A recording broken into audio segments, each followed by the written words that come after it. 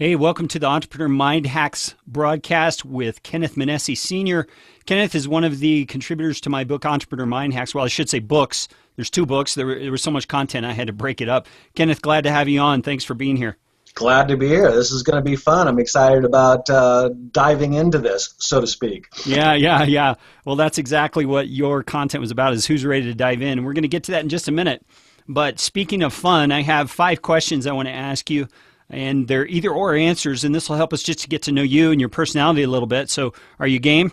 Yeah, let's go. Game okay. on. First one, chocolatey or fruity? Fruity. Ah, you're my kind of guy. Coffee or tea? Coffee. Yeah, my kind of guy still. Formal or casual? Casual. Good deal. Sports car or pickup? Well, got to have the sports car for the Sunday drive, but we'll pick up during the week. How's that? Okay, so pick up most of the... All right, yeah, I'll take that one. All right, and here's the last one. Smartphone or basic phone? Oh, my gosh. You can't survive in life or in business without a smartphone. Matter of fact, what I like to say is I think my smartphone is smarter than me now. I mean, it's got more buttons and features I even know what to do with. So yeah, the other day my smartphone dinged, and it was a reminder I had set for myself about something. And my wife kind of elbowed me, and she said, before you had a smartphone, you had a smart wife. I said, yeah, that's right. You were my reminder system back then. So we're going to talk about Kenneth's contribution to the book, which he entitled, Who Wants to Jump In? Kenneth, before we get into the details of that, just give me an overview synopsis of your career, your experience in the business world, and why you wrote this particular article. Well, at the age of 18, I jumped into what I call the entrepreneurial pool. And honestly, I didn't have any idea what I was doing. I didn't have any skills, really. It was all on-the-job training. And obviously, when you're doing on-the-job training, you're making more mistakes than you're having successes. And one of the things that really started to be evident in my life was that the things that I was doing were things that were taking me too long to do. And I was hoping and thinking that if I could learn more, if I could do more, I could, what we say, have more and be more. But the reality was that during those times, I was finding myself getting really burned out, really discouraged, and more importantly, getting to the place where I was just burned out. And I was lucky enough to do the one thing that literally changed everything for me, and that was get a team. And I didn't have that in the beginning, but that became the theme for every one of my businesses. And at this point, I've had now, I think, about 6 different businesses and 4 different industries. And the very first thing that I look to do is get a team. Because as you and I know, if you could hire your weaknesses, and what I'm saying is that understanding not only your strengths but your weaknesses, and then find other people that have as your weakness their strengths and get them on your team, you're going to scale faster. Yeah, that makes total sense. So you said 6 businesses now? Yeah, we've been in the construction, the service, the technology, and the information industry now over the course of 30 years. So Wow. I've transitioned from the real brick and mortar to more of the online, so that I can really live the life that I wanted to live and not be tied down to, obviously going in every day to a brick and mortar. So there's been a lot of successes, and I've had my failures too.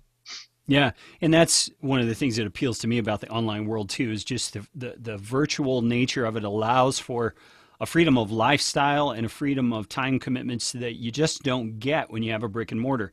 Now, that's not to say anything against brick and mortar. Some people are really wired for that and really love it, and I've actually toyed with the idea in various niches. But man, every time I really stop and think about it, I just love this online thing.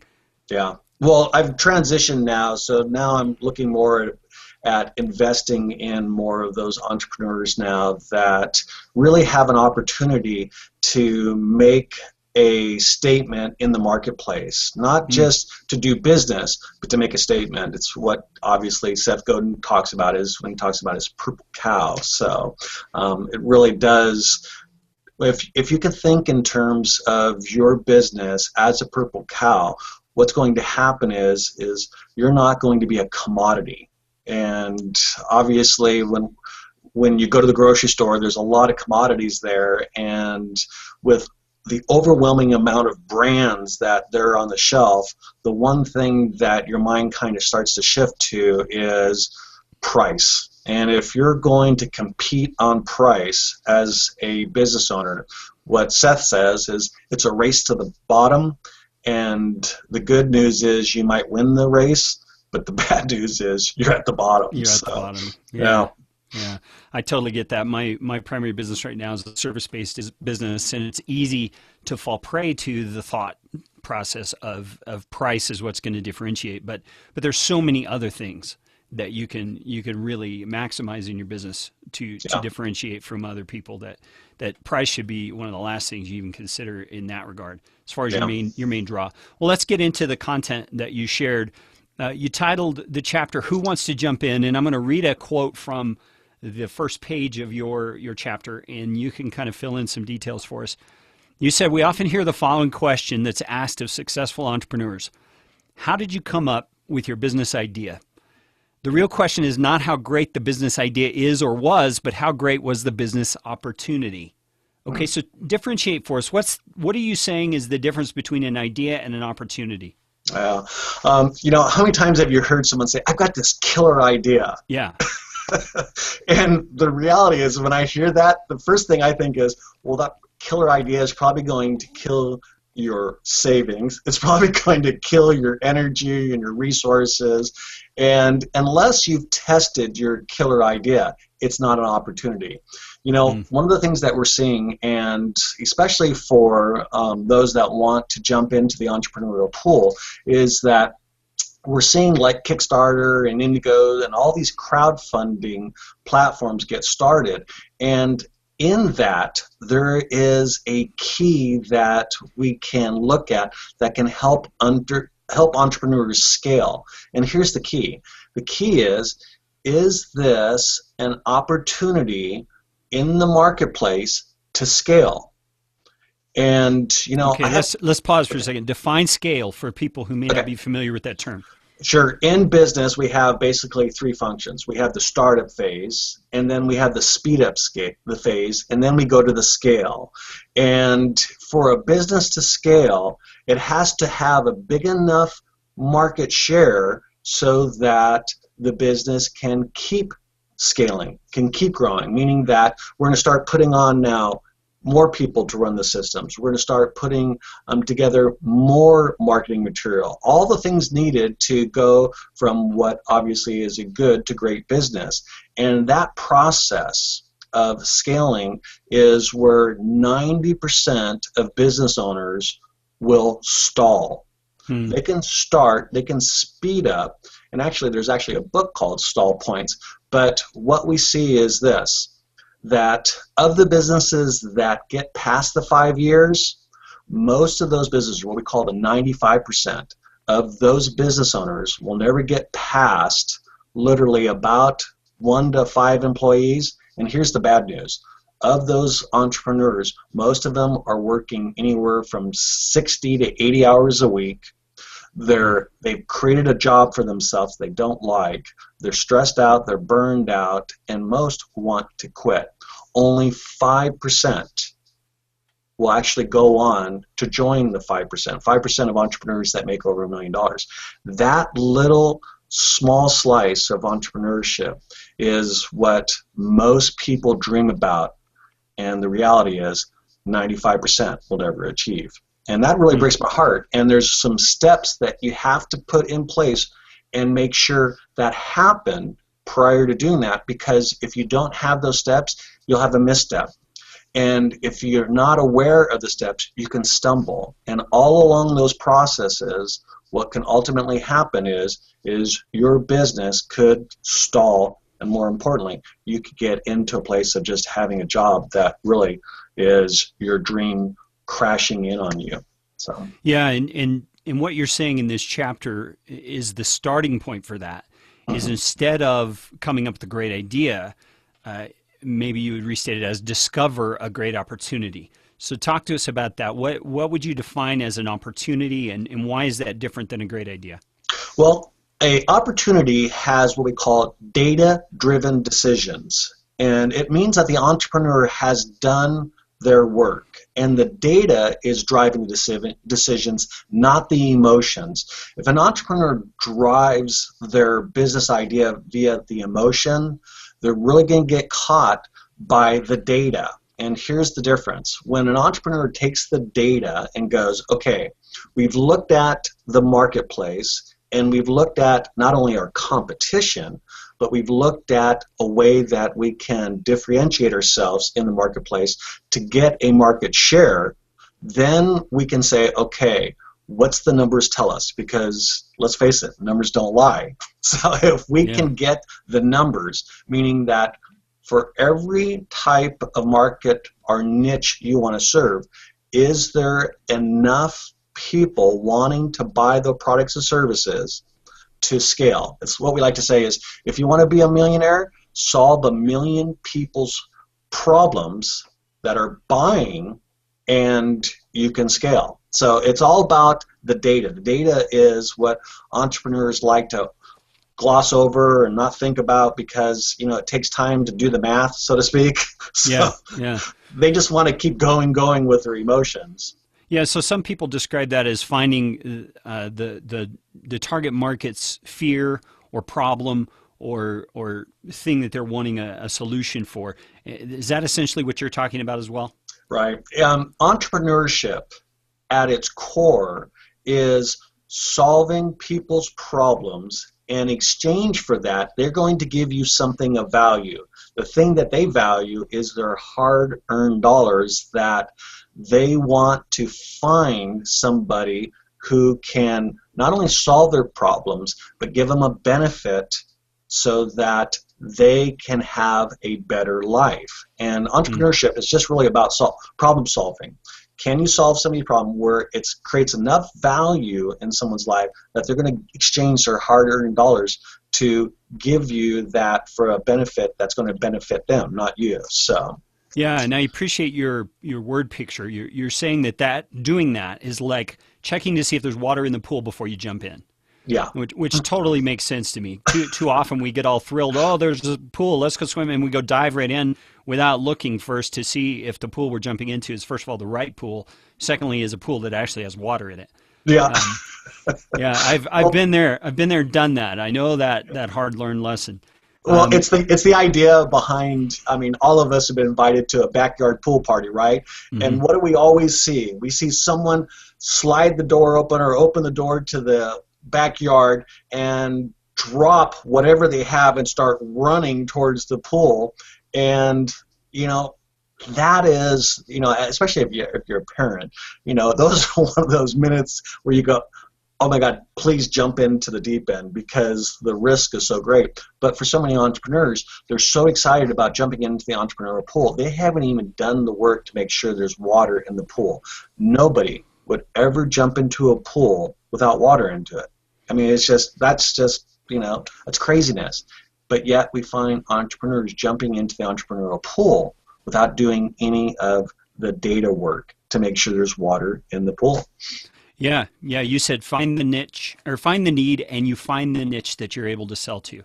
Yeah. How do you find those needs? What are some of the steps that you would recommend going through to discover, is this a legitimate enough need that I can build a business on this? Well, the lucky thing is we have Google. And Google will help you to do just that. Matter of fact, there's a couple of things that I have my clients do. And you can do this. Right now, you can go to your keyboard and Google how And whatever you start out after that, how do I, or how can I, and whatever those words are afterwards for your business, like for instance, how do I do a podcast? How do I do a YouTube video? How do I, and what you're going to find then is that you're going to see, just from the standpoint of search, how many people are actually looking to have that problem solved. And there's a couple other quick tools that entrepreneurs can use that will give us even more data. And the data that we want to get is how many people are actually searching to have this problem solved. And a couple of those tools will do just that. They'll give you the actual numbers. On a daily basis, there are 100 people trying to solve this problem. On a daily basis or an hourly basis, there's 1,000 people trying to solve this problem. That quick data search will let you know how your business is going to serve, obviously we're talking about entrepreneurship again, your market in the way that you're solving a problem, but more importantly, how fast you can scale. If there's only 3 people searching for how to solve that problem, you're going to have a long road, and I just hope that you've brought a lot of money to the party, because it's going to take a lot of time to scale. So yeah. As an illustration of that, my primary business is podcast production. I do all the technical work and uploading and tagging of files and all that, and I've got a team that does that alongside me. And where do you think I go to find people who are ideal candidates? Well, I go to iTunes and I find business folks and financial folks who not only are doing a podcast, but are doing a consistent podcast and are even putting out 2 or 3 episodes a week, because I know the main thing I'm selling is, yes, great audio, but I'm also selling time.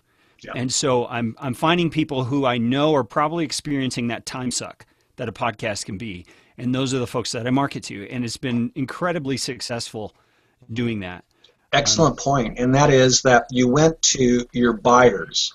And it's, most people don't realize this, but marketing isn't selling and selling isn't closing. There's actually 3 different things. And, when we go to the marketplace and start marketing, what we're doing is we're asking now, who's raised their hand and says, this is of value? Meaning that, who are my buyers? And then once I understand who my buyers are, then we can start the selling process. And the selling process positions you, obviously, like you're saying, as somebody who has the skills, abilities, and talents to solve their problems faster, more efficiently, and they're going to receive a benefit from that. And then once they understand that you're the right place, then you do the close. It's not the same. They're all different, and for so many entrepreneurs, this is what ends up happening when they don't speed up, is they don't market, sell, or close. They just kind of throw those words together and just throw stuff out there. And what we like to say is, if you're just throwing up all over somebody or out in the marketplace, what that means is somebody's going to be left to clean it up. And I don't know about you, but I don't like cleaning up other people's mess. It never leaves me with a good experience. So yeah. So those tools that you were talking about in discovering if there is indeed a niche or a need that you can solve, I'm assuming one is like Google AdWords search, where you can do a keyword search. There's Market Samurai. There's other things. What are some of the tools that you've found to be very helpful in that process? There's the keyword dominator, and what it is, it's a real, and I'll put it in the link so that people have it, they can go use it, but it's a real quick tool, and what it does is it gives you the ability to download all of the search terms in a CVS file, and then you take that and you just go over to Google AdWords and you drop it in there, and bingo, bango, bongo, you have the greatest number of people that are searching for that. So it tells you within a few short minutes if this is going to really scale. I talked about in my piece, one of the things that I'm a fan of Shark Tank. I don't know about you. I love watching entrepreneurs go out there and pitch their ideas. But at some point, every one of the sharks on the TV show Shark Tank will ask the entrepreneur, what are your sales? And the reason why is most people think is that, they're wanting to know how much money this person made. No, they're trying to figure out, is this an opportunity? Meaning that the entrepreneur has gone to the marketplace, there's enough people in the marketplace go, oh my God, this is a great idea. And the sales, right, they're exchanging something of value, starts to tell the sharks, okay, this is a valuable opportunity because people are willing to give something of value, their hard-earning money, to do just that, buy this product or service. So that really is what, for an entrepreneur, they need to be considering, and that is, how much of an opportunity is this to scale? Because you don't want to go into business and spend 5 years or 10 years in the either startup phase or just trying to speed up. You don't have enough money. You don't have enough energy. You don't have enough time. You've got to get to the end game. The end game is, can we scale? Yeah. Let me ask your opinion on this. It's kind of off the subject, but to me it just dovetails right in. We hear a lot of talk nowadays about follow your passion, follow your dream, those sorts of things. And I get what those people are saying. You've got to have enough motivation to stay with it once you start a business. But I also somewhat personally feel like for example, I can use my situation again. I am not passionate about tweaking audio. I can do it. I like to do it. I'm very good at doing it. But I would rather put my focus on building a business that gives me the freedom and the lifestyle and the ability to be generous and help others that I want to have. So what is your take on that? Is that follow your passion mantra really what it's all about? Or can someone start a business that really maybe isn't their passion, but it definitely has a need. It has a market that they know that they can sell to. Give me your thoughts on that. Yeah, well, I mean, you said it in a way that communicates something that most people don't think in terms of, and that is, when you follow your passion, what ends up happening is you want to work in that which you're passionate. That's great, but that's not a business model. A business model is that you create the systems, and then you have other people work in your business. And to do that, you can't work in, you have to work on. No business is going to scale if you don't have somebody working on the business. So if you're going to spend all your time working in a passion area, then entrepreneurship is not for you. And just like you said, working in your business, tweaking somebody else's podcast all day long, especially when it's not your passion or you're not gifted or strengthened in that area, what's going to happen is it's going to suck the life out of you. And it happens real quick. And then pretty soon, you just have a job. Matter of fact, here's one of the things that I want entrepreneurs to do. I want you to list everything that has to do for your business to scale. If you lay out every one of those roles and responsibility, and you don't get a team to help you, every one of those roles and responsibilities is your job. That's your job now. And for a lot of people, they were chained to a, desk in a cubicle with a boss telling them, more bricks, less hay, just making demands of productivity and profits. And the problem is that if you're not working on your business and you go and work in your business, you've chained yourself. You've chained yourself to that. But here's the bad news. Your boss is now your business. It will make demands of you. It will require things of you that you'll have to sacrifice. And most people will sacrifice time, energy, money, and the worst part, family. Yeah, family really suffers when that happens. I can attest to that. Yeah. There's only a certain amount of time that your loved ones will understand that you're having to make sacrifices here at the beginning. And then after a while, they're going to feel worth less than whatever you're devoting your time to.